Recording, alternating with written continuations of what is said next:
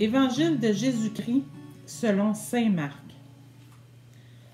En ce temps-là, Jésus se retira avec ses disciples près de la mer, et une grande multitude de gens venus de la Galilée le suivirent.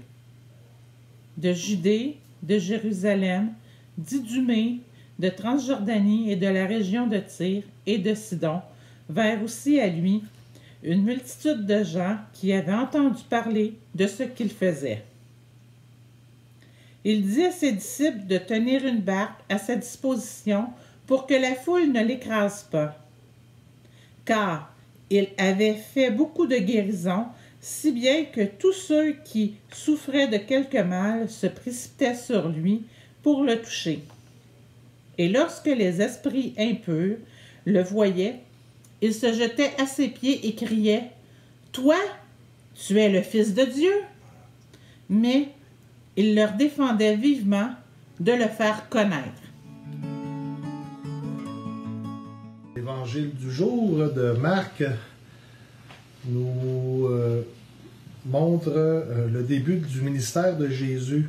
Un ministère qui, on voit, est très fructueux.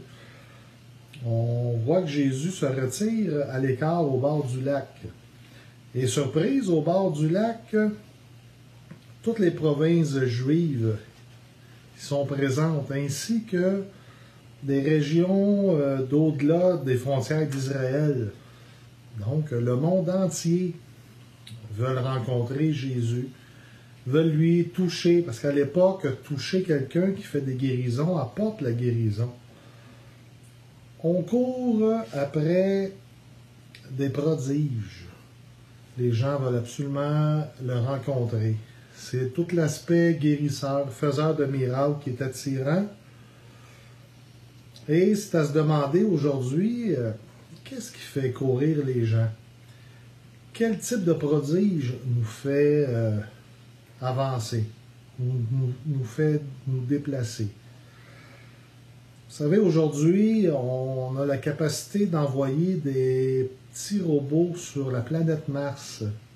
On peut, à partir de la planète Terre, faire voler des mini-drones sur la planète Mars pour filmer, avoir des images. On peut envoyer aussi aujourd'hui des télescopes très puissants. Dans 6 mois, on va avoir des nouvelles images des endroits très lointains du cosmos pour comprendre, étudier le début, la genèse du cosmos, de l'univers.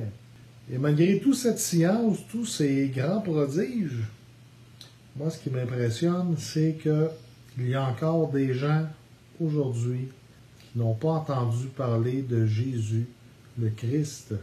Et comme au temps de Jésus, il est fort probable qu'aujourd'hui, les esprits mauvais peuvent dire « Oui, c'est le Fils de Dieu ».